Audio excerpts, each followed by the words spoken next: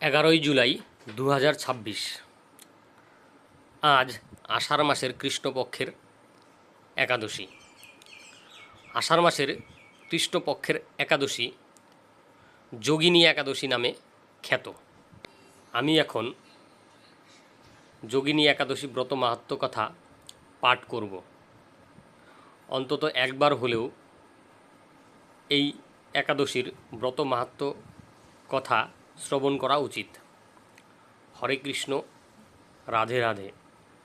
যোগিনী একাদশী ব্রহ্মবৈবর্ত পুরাণে আষাঢ় মাসের কৃষ্ণপক্ষের একাদশী ব্রত মাহাত্ম্য যুধিষ্ঠির শ্রীকৃষ্ণ সংবাদ রূপে বর্ণিত আছে। যুধিষ্ঠির বললেন, হে বাসুদেব, আষাঢ় মাসের কৃষ্ণপক্ষিয়া একাদশী মাহাত্ম্য কৃপাপূর্বক আমাকে বলুন। শ্রীকৃষ্ণ বললেন, হে মহারাজ, সকল পাপ বিনাশিনী ও মুক্তিপ্রদ এই উত্তম ব্রতের কথা বলছি, আপনি শ্রবণ করুন। আষাঢ় মাসের কৃষ্ণপক্ষিয়া একাদশী যোগিনী নামে খ্যাত। মহাপাপ নাশকারী এই তিথি ভবসাগরে পতিত মানুষের উদ্ধার লাভের একমাত্র নৌকাস্বরূপ। ব্রত পালনকারীদের পক্ষে এটি সর্বশ্রেষ্ঠ ব্রত বলে প্রসিদ্ধ। এই প্রসঙ্গে আপনাকে একটি পবিত্র পৌরাণিক কাহিনী বলছি।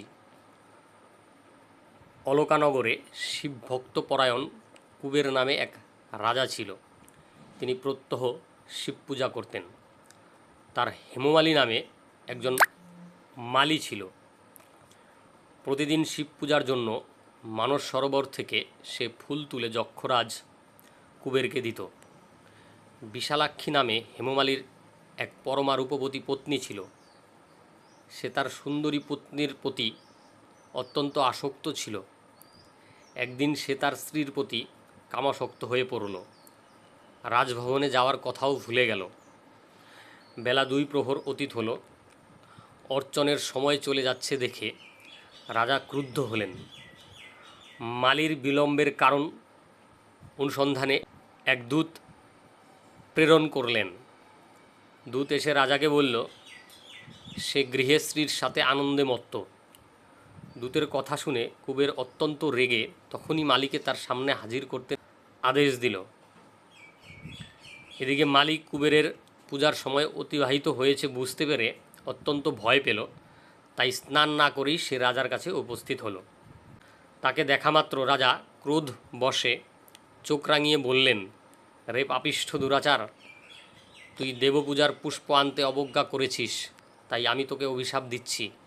তুই শ্বেতকুষ্ঠ গ্রস্ত হয়ে যা এবং তোর প্রিয়তমা ভার্যার সাথে তোর চিরবিয়োগ সংগঠিত হোক। রেনিজ, তুই এখনই এই স্থান থেকে ভ্রষ্ট হয়ে অধোগতি লাভ কর। কুবেরের অভিশাপে হেমমালী পত্নীর সাথে স্বর্গভ্রষ্ট হয়ে দীর্ঘকাল যাবৎ কুষ্ঠরোগ ভোগ করতে লাগল। রোগের যন্ত্রণায় দিন অথবা রাত্রে কখনোই সে সুখ পেত না। এভাবে শীত গ্রীষ্মে প্রচণ্ড বেদনায় বহু কষ্টে সে জীবনযাপন করতে লাগলো। কিন্তু দীর্ঘদিন মহাদেবের অর্চনের ফুল সংগ্রহের স্বীকৃতি ফলে সে শাপগ্রস্ত হয়েও বৈষ্ণব শ্রেষ্ঠ শিবের বিস্মরণ কখনো হয়নি। একদিন হেমমালী ভ্রমণ করতে করতে হিমালয়ে শ্রী মার্কণ্ডেয় ঋষির আশ্রমে উপস্থিত হল। কুষ্ঠরোগে পীড়িত সপত্নী হেমমালীকে দর্শন করে শ্রী মার্কণ্ডেয় তাকে জিজ্ঞাসা করলেন, তুমি কার অভিশাপে এই রকম নিন্দনীয় কুষ্ঠরোগগ্রস্ত হয়েছ? সে উত্তর দিল, হে মুনিবর, রাজা ধন কুবেরের আমি ভৃত্য ছিলাম। আমার নাম হেমমালী। আমি প্রত্যহ মানস সরোবর থেকে ফুল তুলে শিব পূজার জন্য রাজাকে দিতাম। কিন্তু দুর্ভাগ্যক্রমে একদিন স্ত্রীর মনোরঞ্জন হেতু কামাসক্ত হওয়ায় সেই ফুল দিতে বিলম্ব হয়। রাজার অভিশাপে এই রকম দুর্দশাগ্রস্ত হয়েছি। পরোপকারী সাধুগণের স্বাভাবিক কর্ম। হে ঋষি শ্রেষ্ঠ, আমি অত্যন্ত অপরাধী, কৃপা করে আমার প্রতি প্রসন্ন হন। তখন দয়ার্দ্র চিত্ত মার্কণ্ডেয় মুনি বললেন, হে মালী, তোমার মঙ্গলের জন্য শুভফল প্রদানকারী এক ব্রতের উপদেশ করছি, তুমি আষাঢ় মাসের কৃষ্ণপক্ষের যোগিনী নামক একাদশী ব্রত পালন করো। এই ব্রতের পূর্ণ প্রভাবে তুমি অবশ্যই কুষ্ঠব্যাধি থেকে মুক্ত হবে। শ্রীকৃষ্ণ বললেন, ঋষির উপদেশ শ্রবণ করে হেমমালী তাকে প্রণাম জানালো। পরে অত্যন্ত আনন্দে ঋষির আদেশ মতো নিষ্ঠার সঙ্গে যোগিনী একাদশী ব্রত পালন করল। এইভাবে হেমমালী সমস্ত রোগ থেকে মুক্ত হলো ও পত্নীসহ সুখে জীবনযাপন করতে লাগলো। হে মহারাজ যুধিষ্ঠির, আমি আপনার কাছে এই ব্রত উপবাসের মহিমা কীর্তন করলাম। এই ব্রত পালনে ৮৮,০০০ ব্রাহ্মণকে ভোজন করানোর ফল লাভ হয়।